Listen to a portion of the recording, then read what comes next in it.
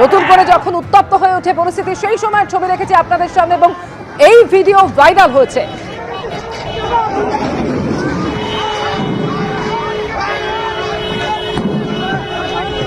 ঘাস মাছ ভেঙে দিয়েছে গাড়িটার, মেরে রাস্তা অবরোধ করতে দিচ্ছে না বলে।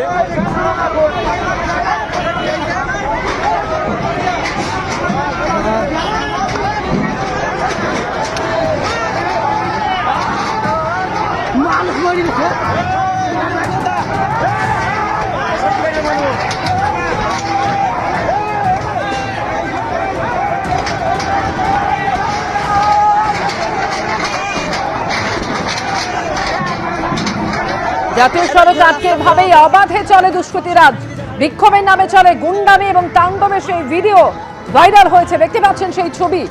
আর আজ সকাল থেকে শুরু হয়েছে বেলডাঙ্গার বিভিন্ন জায়গায় পুলিশি টহল, রুটমার্চ করছে পুলিশ। আমাদের প্রতিনিধি পার্থপ্রতিম ঘোষ সরাসরি আমাদের সঙ্গে রয়েছেন।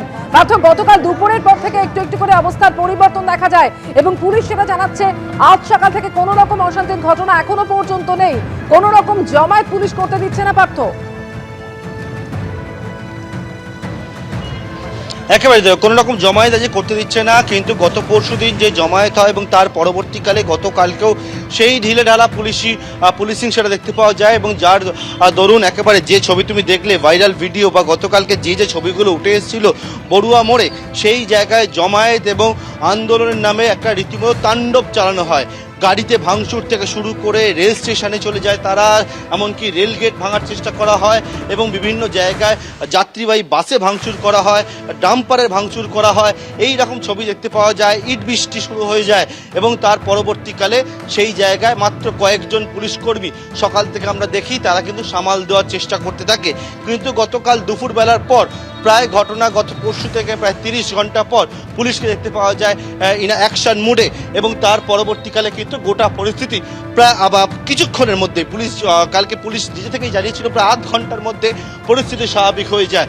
এবং যে ছবিটা আবার কাঙ্ক্ষিত ছিল আইন শৃঙ্খলা রক্ষার ক্ষেত্রে, যেটা হচ্ছে গত পরশু দিন যেরকমভাবে উত্তপ্ত হয়ে উঠেছিল বেলডাঙ্গার মহেশপুর, তার পরবর্তীকালে সেই কাঙ্ক্ষিত ছবিটা বিভিন্ন মহল বলছিল কালকে দেখতে পাওয়া যায়নি। কালকে এই পুলিশের মার্চটা দেখতে পাওয়া যায়নি সকাল থেকে, যার ফলস্বরূপ দেখতে পাওয়া যায় বিভিন্ন মহলের দাবি যে একেবারে যে বড়ুয়া মোড়ে এই তাণ্ডবের ঘটনা। কিন্তু আজকে সকাল থেকে দেখতে পাচ্ছি এবং গতকাল রাত্রির থেকে বিভিন্ন যে প্রান্তগুলো রয়েছে, রাস্তাগুলো রয়েছে, একেবারে গ্রামগঞ্জের ভেতরের দিকে যে জায়গাগুলো রয়েছে সেই সমস্ত জায়গায় পুলিশের বাহিনী টহল দিচ্ছে। অনেকেই জানাচ্ছিলেন গতকালকে তারা আতঙ্কের মধ্যে রয়েছে, অনেকেই জানাচ্ছিলেন যে বিষয়টা তারা ভয়ে ব্যবসায়ীরা দোকান বন্ধ করে দিচ্ছে, তাদের কনফিডেন্স বিল্ড আপ করার চেষ্টা করে পুলিশের বাহিনী।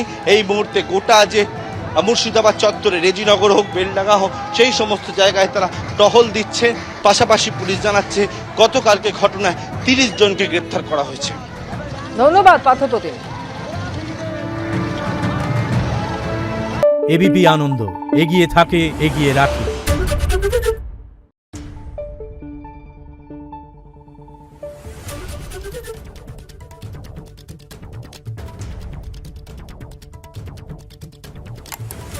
Thank you.